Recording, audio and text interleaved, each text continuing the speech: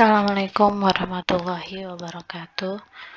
Saya akan mempresentasikan materi tentang getaran, bunyi, dan cahaya yang disusun oleh Muhammad Ali Imron dan Nur Amalia. Getaran. Getaran adalah gerakan yang berulang-ulang atau gerakan bolak-balik melewati suatu titik kesetimbangan. Satu getaran didefinisikan sebagai satu kali bergetar penuh, yaitu dari titik awal kembali ke titik tersebut.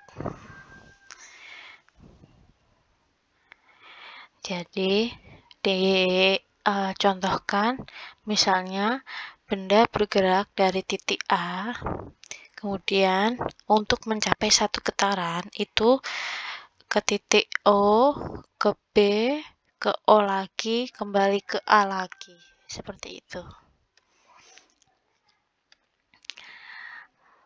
Parameter atau karakteristik getaran adalah amplitudo getaran yang disimbolkan A, yaitu simpangan getaran maksimum diukur dari titik kesetimbangan dengan satuan cm. Periode T, waktu yang dibutuhkan untuk melakukan satu getaran penuh. Rumus periode T besar sama dengan T kecil per N. T besar periode, T kecil waktu dalam satuan sekon, dan N jumlah getaran atau frekuensi. Banyaknya getaran yang dilakukan setiap detik, rumusnya F kecil sama dengan N kecil per T. Hubungan antara periode dan frekuensi bisa ditulis T besar sama dengan 1 per F kecil atau F sama dengan 1. Di sini artinya periode itu 1 per frekuensi, dan frekuensi itu sama dengan 1. Getaran bebas, yakni getaran yang terjadi ketika sistem mekanis dimulai dengan adanya gaya awal yang bekerja pada sistem itu sendiri, lalu dibiarkan bergetar secara bebas. Contohnya yaitu bandul. Ini untuk mencapai satu getaran seperti tadi, misal dari A ke B sama dengan 1/4 getaran, B ke C juga 1/4 getaran, A, B, C yaitu setengah getaran, A, B, C kembali ke B 3/4 getaran, dan untuk satu getaran A ke B, B ke C, C ke B, kembali ke B ke A, itu satu getaran. Getaran paksa, yakni suatu getaran yang terjadi ketika gerakan bolak-balik karena adanya yang secara paksa menciptakan getaran pada sistem, misalnya gempa bumi. Gelombang didefinisikan sebagai getaran yang merambat. Kalau getaran mungkin itu hanya atas bawah, tapi kalau gelombang itu getaran, ia bergetar, tapi juga merambat ke samping.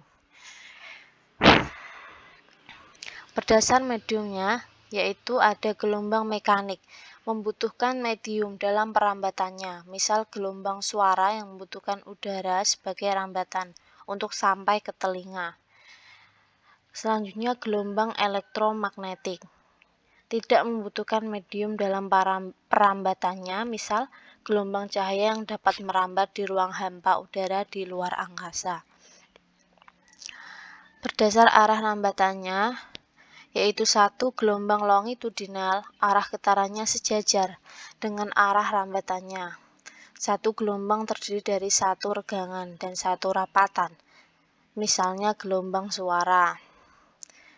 Yang kedua, gelombang transversal, arah getarannya tegak lurus dengan arah rambatannya, misalnya gelombang pada tali yang digerakkan. Karakteristik gelombang, yaitu 1. Ada sumber gelombang yang bergetar. 2. Gelombang selalu merambat pada arah tertentu. 3. Adanya medium sebagai penghantar rambatan. Gelombang berdasarkan bentuknya, baik gelombang maupun pada permukaan, mempunyai ciri-ciri sebagai berikut. adanya bukit dan lembah. 2. Panjang gelombang. 3. Amplitude. 4. Periode. 5. Frekuen. 6. Cepat lambat. Sekarang masuk ke bunyi. Bunyi merupakan gelombang mekanik, yaitu gelombang yang memerlukan medium saat merambat. Bunyi juga termasuk gelombang longitudinal karena arah getarnya sejajar dengan arah rambatnya.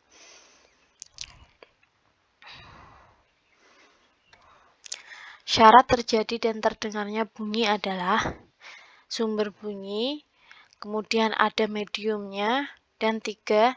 Ada penerima bunyi yang berada di jangkauan gelombang bunyi. Berdasarkan frekuensi bunyi dibedakan menjadi 3, yaitu 1. Infrasonik, gelombang bunyi dengan frekuensi lebih 20 Hz. Audiosonik, gelombang bunyi dengan frekuensi antara 20 sampai 20.000 Hz. Frekuensi yang dapat didengar oleh manusia.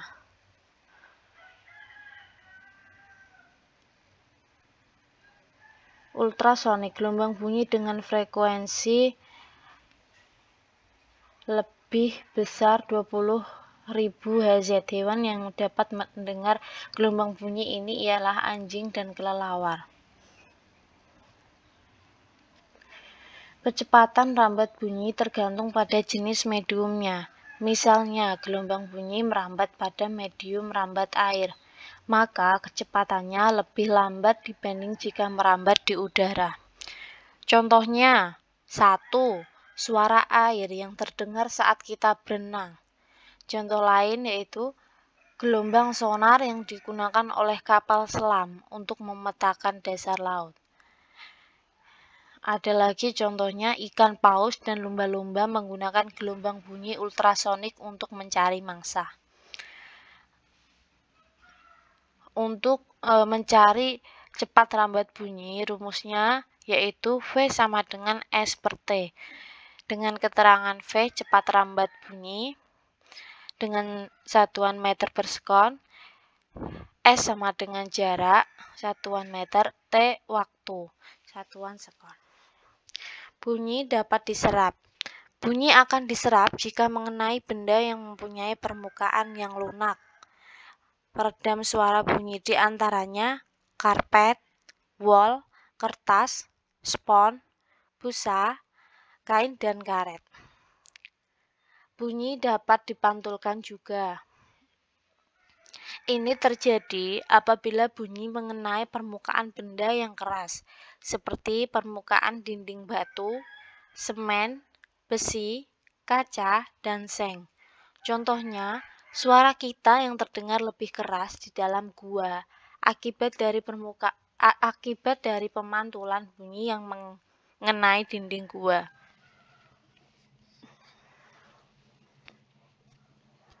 Adapun jenis pemantulan bunyi, yaitu 1. Gema adalah terdengarnya bunyi pantul setelah bunyi asli selesai diucapkan.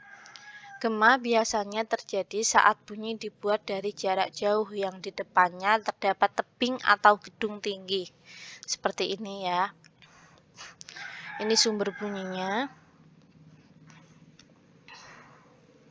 Dipantulkan.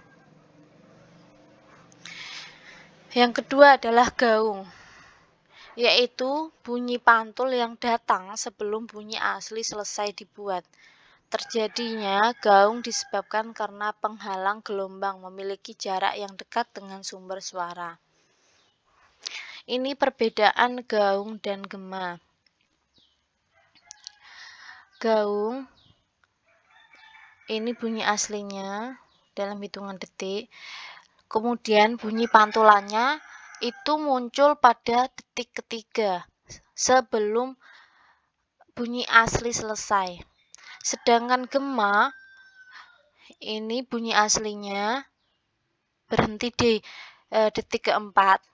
Bunyi pantulan gema itu baru muncul setelah bunyi asli selesai, yaitu di detik kelima. Nih, perbedaan gema dan gaung.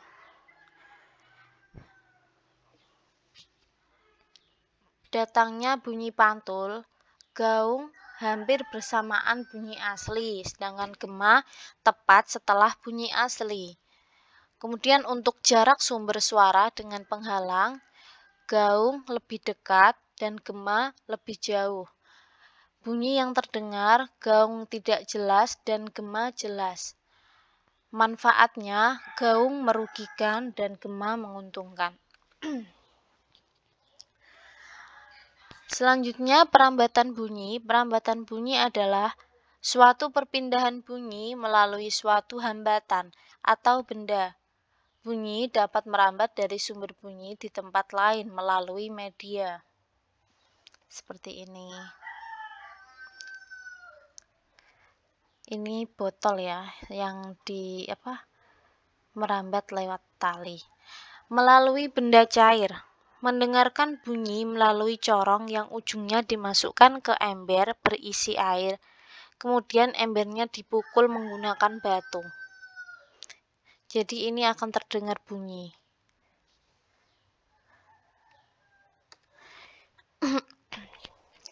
Bunyi merambat melalui benda gas. Salah satu benda gas adalah udara. Bunyi dapat melalui udara seperti bunyi guntur yang sering kita dengar pada saat hujan. Selanjutnya, telinga sebagai alat indera pendengar. Kita sudah berbicara getaran, gelombang, dan bunyi. Nah, untuk menerima bunyi, kita menggunakan telinga sebagai indera pendengar.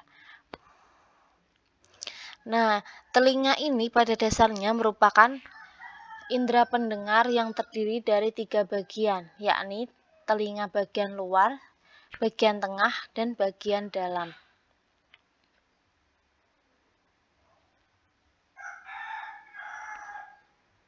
Seperti ini gambarnya. Ini saraf untuk mendengar, saraf keseimbangan, tulang-tulang pendengaran, gendang telinga,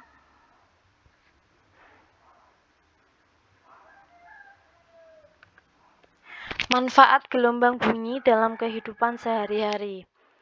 Dapat digunakan untuk mengukur kedalaman laut. Digunakan untuk mendeteksi janin dalam rahim. Digunakan mendeteksi keretakan suatu logam. Diciptakannya pengeras suara. Digunakan untuk kita mendengar suara, musik, dan untuk memperlancar komunikasi. Selanjutnya, kita masuk ke cahaya. Pengertian cahaya sendiri yaitu salah satu bentuk energi yang dipancarkan oleh benda atau sumber cahaya dalam bentuk gelombang elektromagnetik. Cahaya memiliki sifat-sifat, dapat menembus benda bening, merambat lurus, dapat dipantulkan, dapat dibiaskan, dan dapat diuraikan. Rumus pemantulan cahaya. Theta I sama dengan theta R.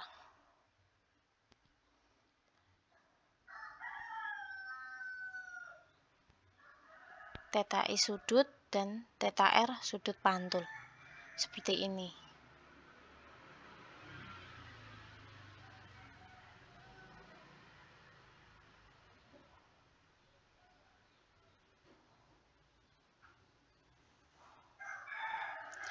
Rumus indeks bias. N1 sin theta I sama dengan N2 sin theta R. N1 dan N2 ini indeks bias. Selanjutnya, mata sebagai indera penglihat. Mata kita terbagi menjadi 2 bagian, yaitu luar dan dalam. Organ luar mata terdiri dari bulu mata yang berfungsi menghalangi benda asing yang akan masuk ke mata dan menyaring cahaya yang akan diterima. Juga ada alis yang berfungsi menahan keringat agar tidak masuk ke bola mata. Lalu ada kelopak mata yang berfungsi menutupi dan melindungi mata. Yang kedua, organ dalam mata adalah bagian-bagian dari mata yang tugasnya bekerja sama untuk mengantarkan cahaya menuju ke otak untuk dicerna oleh sistem saraf. Seperti ini.